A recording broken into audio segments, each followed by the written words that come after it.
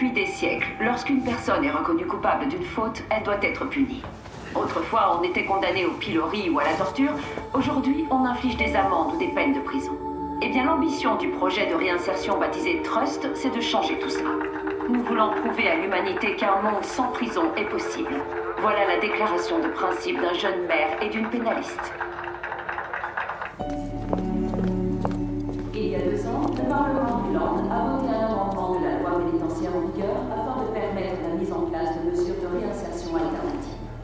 Nous venons de faire une avancée capitale. Une véritable révolution qui va changer le visage de notre langue. La Vénène du Nord... Je vous fais un petit raccord coiffure.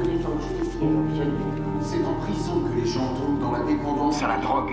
C'est en prison que les délinquants se radicalisent ou qu'ils deviennent de véritables criminels. Le milieu carcéral brise des vies. Il brise l'humain. Le programme va débuter demain et ce soir, toute l'Europe a les yeux fixés sur Rheinstadt. L'Allemagne réfléchit à son système pénitentiaire. Une expérimentation menée à l'échelle locale suscite le débat. Entre expérimentation pionnière et utopie naïve, les avis sont partagés et nous allons en débattre ce soir. Bonsoir à tous et merci d'être avec nous dans Fram, le débat. Vous préférez que j'arrête? Non, allez-y. D'accord. Faites pas cette tête, enfin. Une dernière émission et c'est parti. Il y a vraiment que toi pour y croire. Après ça finit la promo, on se met au travail. Et ma fille adore me voir à la télé. Ma femme déteste me voir à la télé. Elle a tort. Les 2 champions du programme Trust, le maire de la ville de Rheinstadt, Amir Khan, et la cheville ouvrière et responsable du programme, l'avocate pénaliste Petra Scharf. Bienvenue à tous les deux. Merci à tous d'être avec nous ce soir. Demain, 300 hommes et femmes détenus dans l'établissement pénitentiaire de Rheinstadt vont bénéficier d'une libération conditionnelle. Monsieur Khan, 70% de vos concitoyens soutiennent ce programme. Comment avez-vous fait? Vous savez, l'équipe de Madame Scharf veut s'attaquer aux causes mêmes de la criminalité et non plus seulement aux symptômes. Et je crois que nos concitoyens l'ont compris. Quelles sont ces causes exactement? Ce sont presque toujours les mêmes.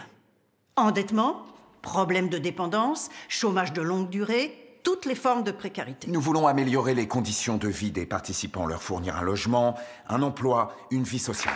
Génial! On va récompenser les criminels et les délinquants. La question qui se pose, Monsieur Schaeffer, la vraie question c'est, quel est le sens de notre système judiciaire finalement? Que voulons-nous vraiment? Est-ce qu'on veut réduire le taux de criminalité ou bien punir les gens dans le seul but de punir? Donc, ce que vous nous dites, c'est que la prison ne produit pas d'effet de dissuasion? Absolument, c'est un fait.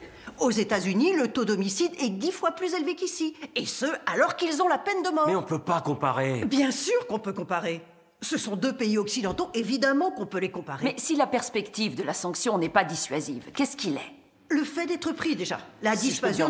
Je voudrais On est juste chez les dire un mot à ce bisounours. sujet. C'est un fait scientifique. Est-ce qu'il n'y a pas un risque à laisser ces gens en liberté? Mais la prison est aussi un risque. Il suffit de voir le taux de récidive.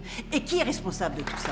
En théorie, le programme a été approuvé pour une durée de 2 ans. Et il va faire l'objet d'un suivi scientifique, ce qui nous permettra ensuite de juger sur pièce. Je ne peux pas tout savoir à l'avance.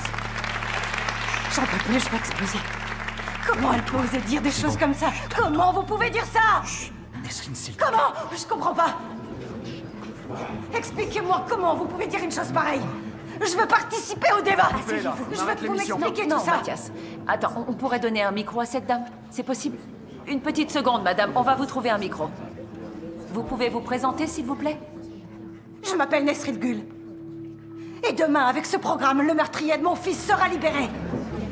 Vous pouvez m'expliquer ça? Pourquoi vous libérez Klaus Bäumer? Madame, je suis vraiment désolée, je n'ai pas le droit de m'exprimer en public sur les cas individuels. Je vous invite très sincèrement à venir nous voir après l'émission. Vous m'invitez? Vous voulez bien? Pourquoi faire? J'ai patienté 2 ans pour que justice soit faite, pour que le meurtrier de mon fils se retrouve derrière les barreaux.